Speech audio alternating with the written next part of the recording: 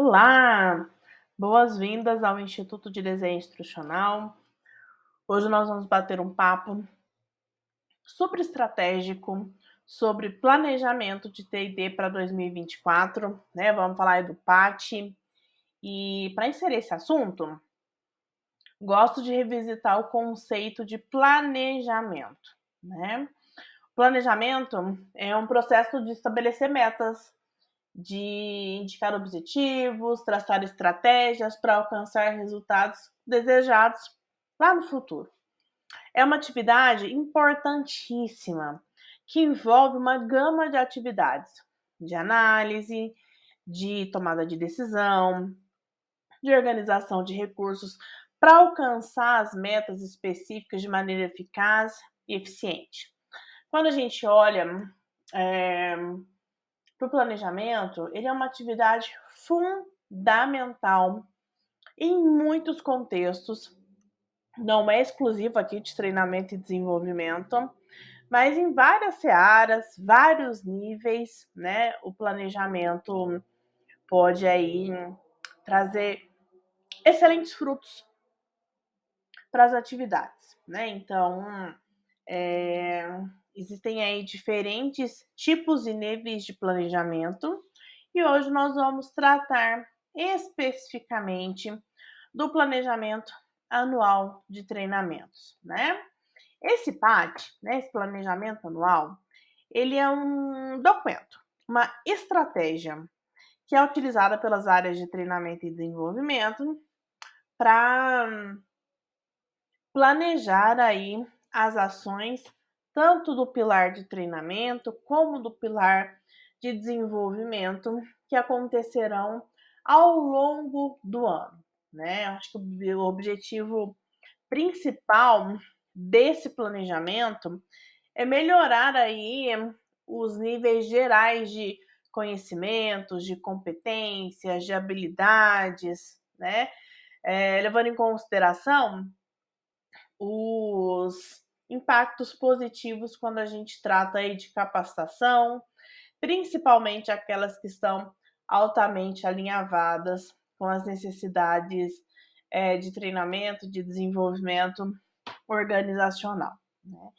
Existem muitas informações que são tratadas, né, dentro desse documento de planejamento. Então, dentro do PAT, a gente tem indicado os objetivos de treinamento, né, definição das metas, dos resultados desejados das ações de T&D, indicando é, o que a organização espera alcançar aí com os treinamentos ao longo do ano, né, ao longo aí de 2024.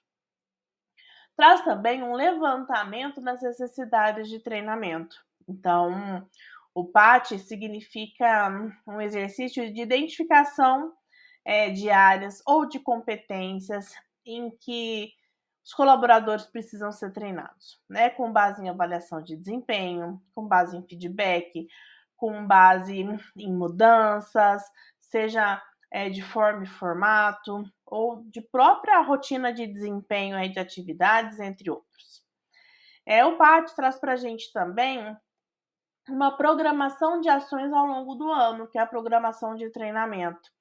Então, vai trazer aí uma lista com cursos, workshops, seminários e todas as outras atividades de treinamento e de desenvolvimento que serão conduzidos, oferecidos ao longo do ano, né? Se possível, obviamente, incluindo o máximo de informações possíveis, né? Como data, horário, modalidade, local e tudo mais. Dentro do PAT, a gente também ainda encontra uma lista de recursos necessários, né?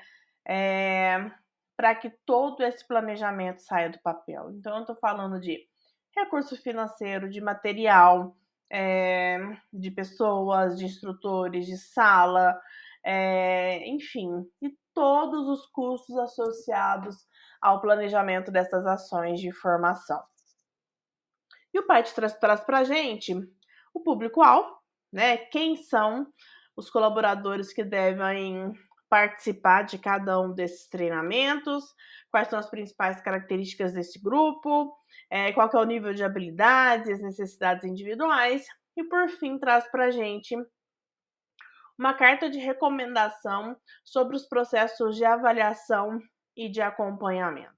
Então, no limite, o planejamento anual de treinamentos, o PAT, é uma ferramenta importantíssima para que a gente consiga garantir que esses investimentos feitos em T&D sejam direcionados de maneira estratégica, né? Que atenda aí às reais demandas, e desenvolva aí as habilidades que realmente são necessárias para que as pessoas e as organizações desempenhem bem aí as suas funções, certo?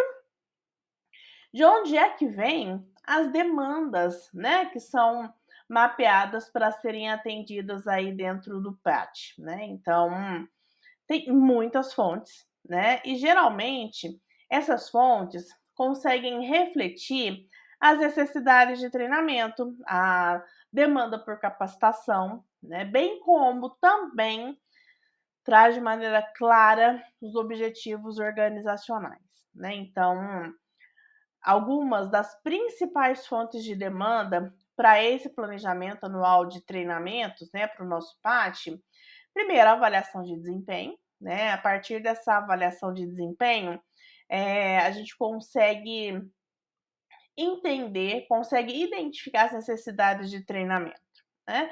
Sejam essas avaliações individuais ou coletivas. Então, as AVDs ajudam a gente a identificar o gap, a lacuna nas habilidades ou competências que cada colaborador precisa resolver e que treinamento pode impactar positivamente. Um outro caminho, né, de filtrar demanda para esse planejamento anual de treinamentos através do feedback, né, dos próprios colaboradores. Esses momentos de troca trazem muitos insights, né, sobre áreas em que as pessoas precisam ou desejam melhorar, as habilidades que elas acreditam ser importantes para o seu desenvolvimento. Então, esse feedback é uma fonte valiosíssima de demandas de treinamento. Aí nós temos também os objetivos organizacionais, e é isso que vai fazer com que a gente tenha uma atuação estratégica, né? Então, as metas e os objetivos da organização influenciam de maneira direta a demanda de treinamento. Se a empresa está expandindo aí, por exemplo, para uma área específica de negócios, né, introduzindo novas tecnologias ou buscando melhorias pontuais em áreas específicas, obviamente, isso vai exigir treinamento e capacitação da equipe, né? Mudanças na indústria, né? À medida aí que os processos e protocolos evoluem, se adaptam às novas tendências, regulamentações ou tecnologias, também surgem demanda de treinamento, e essa demanda, ela também perpassa no contexto de novas contratações, né? Por isso que os onboardings, tanto os institucionais como os onboardings técnicos, são altamente importantes, porque compartilham know-how com o colaborador, que vai passar a desempenhar a função pela qual ele foi contratado. E por fim, temos dois aí pontos que sempre trazem demandas para as áreas de treinamento, principalmente para os PETs, né, para os PATs, para os planejamentos anuais de treinamento, que é requisito legal e regulatório, né? Algumas indústrias, algumas áreas, alguns mercados, eles são regulamentados, então exigem sim treinamento obrigatório para garantir aí a conformidade legal. Então, obviamente uma demanda de treinamento e qualquer tipo de inovação e mudança organizacional.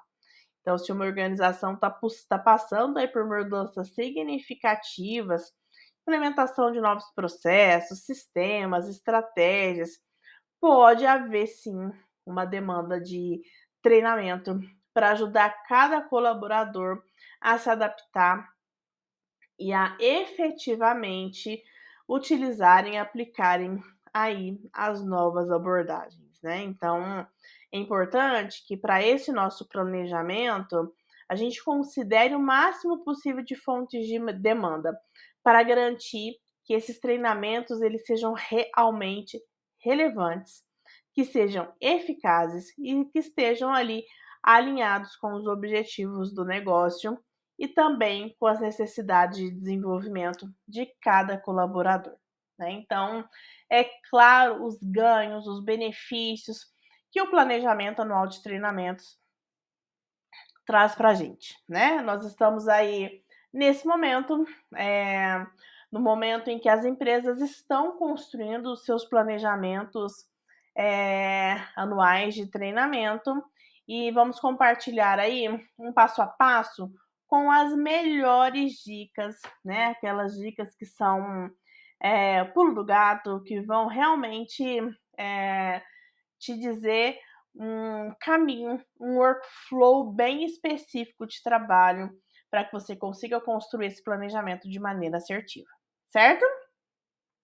Primeiro passo para construir o seu planejamento anual de treinamentos está associado à identificação dos objetivos organizacionais. Então, comece determinando os objetivos estratégicos da sua organização. O que a empresa quer alcançar no próximo ano?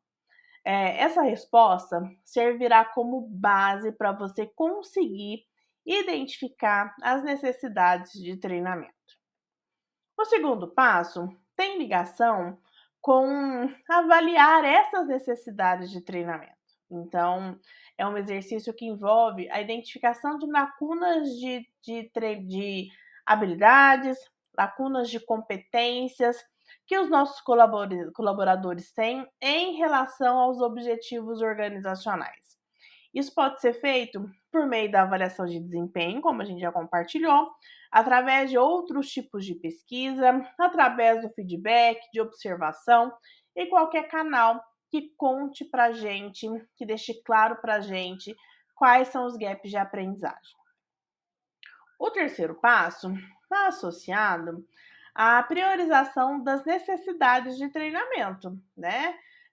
Necessidades de treinamento, de desenvolvimento são muitas. A gente precisa classificar essas necessidades com base na sua importância e na sua urgência. E aí, Matriz GUT pode ser uma excelente ferramenta para te ajudar a priorizar essas necessidades de treinamento, né? Isso vai te ajudar a determinar quais são as áreas, né, que devem ser aí abordadas primeiro.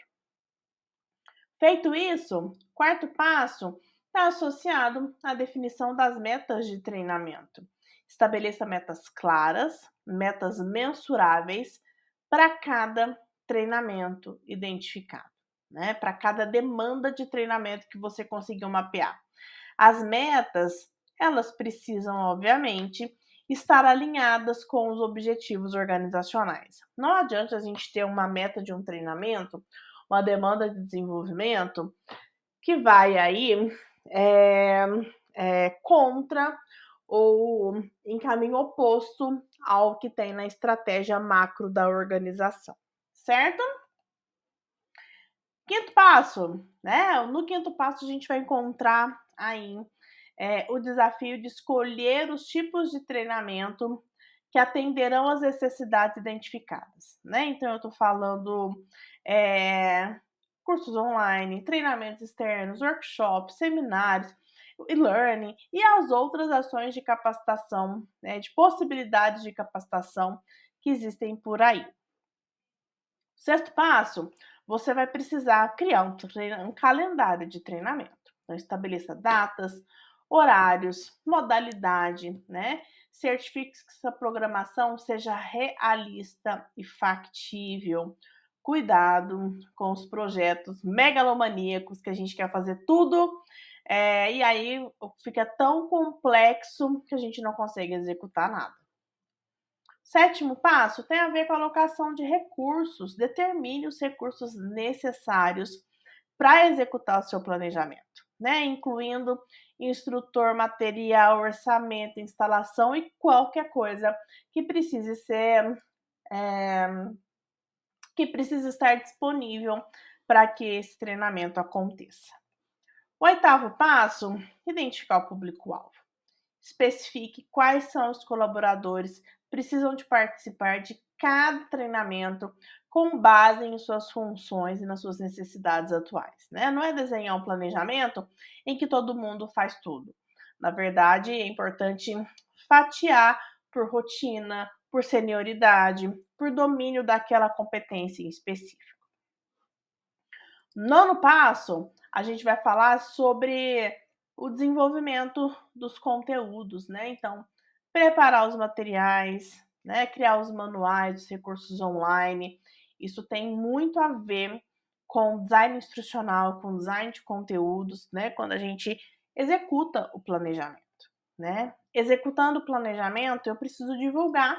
Então, a gente precisa comunicar o planejamento anual de treinamentos com as pessoas que serão aí impactadas, né, para que elas saibam o que esperar em termos aí de treinamento ao longo do ano. E aí, como 11º passo e último passo, execute seu planejamento, né? Ao executar esse planejamento, a gente vai chegar numa inquietação: como é que eu vou medir o resultado do PAT? Como é que eu vou mensurar os impactos do meu planejamento anual de treinamentos, né? Então, existem vários caminhos, né, de a gente realizar esse acompanhamento, né? E eu trouxe alguns aqui para conversar com vocês. O primeiro deles, gente, é a avaliação de reação, né? Então, as pesquisas de satisfação é um excelente caminho de mensuração para eficácia e eficiência daquilo que a gente está propondo enquanto estratégia de aprendizagem. Então, sempre depois de cada treinamento, coletar o feedback dos participantes por meio dessas pesquisas de satisfação, perguntar sobre a qualidade, sobre a utilidade, sobre a aplicação, competência de quem está conduzindo ou mediando e outros aspectos que você entender que são importantes, né? Um outro caminho, né, está associado à avaliação de aprendizagem. Testes pré e pós-treinamento, que são avaliações de conhecimento antes e depois, para a gente conseguir medir o quanto os participantes aprenderam durante o programa, né? Taxas de conclusão, mudanças no desempenho. Então, uma avaliação de desempenho, quando a gente pode ter a possibilidade de comparar os resultados de 2 ciclos, né? O antes e o depois de treinamento, a gente consegue ter essas métricas-chave específicas, né, do trabalho da associação com o treinamento. A gente pode avaliar também, para acompanhar as métricas de eficácia, de eficiência, de resultado, a aplicação daquele conteúdo no trabalho. Então, perguntar como é que eles aplicaram o que aprenderam no treinamento nas suas tarefas diárias e como é que isso afetou o seu desempenho. Seguindo, nós temos aí o ROI, né? E também os custos. Comparar os custos de treinamento com os benefícios obtidos, né? Então, o ROI pode trazer aí um dado quantitativo importante para esse processo de avaliação, de metrificação, de acompanhamento. E por fim, a necessidade de avaliação contínua. Então, realize as avaliações ao longo desse período do ano, né? Ao longo desse um ano em que o planejamento anual de treinamentos vai sendo executado. Porque com esse processo de avaliação contínua, eu consigo ir fazendo os ajustes conforme necessário, conforme essas demandas de ajustes forem aparecendo aí ao longo do processo. Então, é importante que a gente escolha essas métricas e escolha métricas que nos ajudem a medir de maneira significativa o sucesso do nosso PAT, né? O sucesso do nosso planejamento anual de treinamentos, né? Então, coletar dados consistentemente, analisá-los ao longo do tempo para determinar a eficácia do programa de T&D, né, e poder fazer possíveis, melhorias, é condição indispensável para a gente ter um planejamento aí efetivo. Combinado? Mão na massa, vamos lá tirar as nossas ideias do planejamento anual de treinamentos, alinhavar com o resultado do negócio e construir um planejamento significativo, estratégico, mas principalmente executável. Combinado? É sempre um prazer poder compartilhar com vocês e nos vemos já já. Até mais. Tchau, tchau.